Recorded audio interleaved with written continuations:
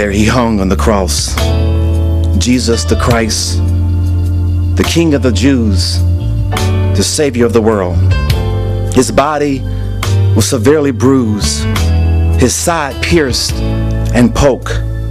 Sweat and blood was dripping profusely from his body.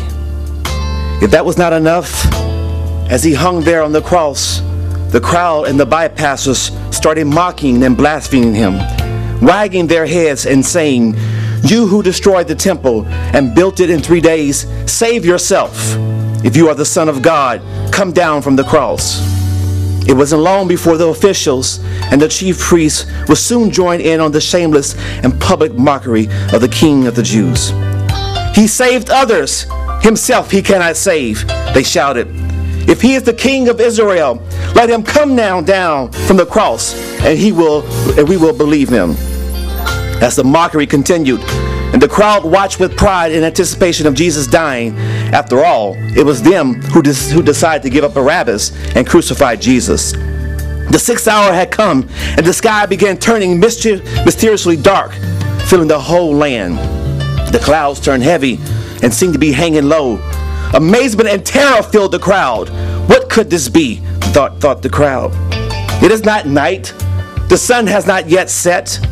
Then as the 9th hour drew near, that is, 3 o'clock in the afternoon, Jesus began to cry out in a loud voice, "Eli, Eli, lama sabachthani."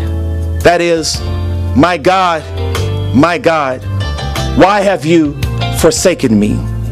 It is at that brief moment in time that Jesus felt that God had turned his back on him. But why?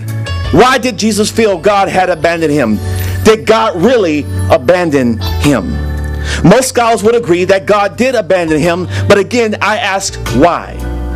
It is plausible, according to scholars, that because Jesus was made a sin offering and he died in our place, that God's hatred of sin caused him to abandon Christ for that single brief moment in time in all eternity. Jesus then was expressing his feelings of abandonment as God placed the sins of the world on him. As Jesus was feeling the weight of sin, he was experiencing separation from God. Bible scholar and pastor John MacArthur explains, when Christ was forsaken by the Father, their separation was not of nature, of essence, or substance. Christ did not in any sense or degree cease to exist as God or as a member of the Trinity. He did not cease to be the Son any more than any child who sins severely against the human father ceased to be that father's child. Christ remained who he was, Emmanuel, God with us, the incarnate one. But for that moment, that brief moment in time, he had to become sin for us. I submit to you, in addition to the reason already stated, God abandoned Christ for that single brief moment in time in all eternity because of his holy and wise purpose. The purposes of God must stand and will not be thwarted in any way. Though it was his only begotten Son, his beloved, the one in whom he was well pleased, his purposes, in spite of physical hurt and feeling of abandonment it caused his Son, was to be fulfilled. In the same manner, there are times when we may feel that God has abandoned us, and he may really have abandoned us for that moment in time. But he does so that his purposes may be fulfilled and his will be carried out. I'm reminded of the words of the psalmist, "I was young and now I am old, and yet I have never seen the righteous forsaken or the children begging bread."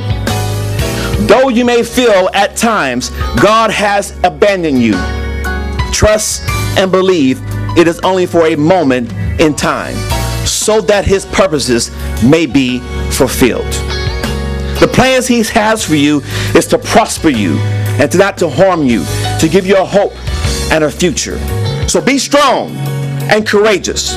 Do not be afraid. Do not be dismayed. For the Lord your God will personally be with you. He will neither fail you, he will neither leave you, he will neither forsake you, neither will he abandon you.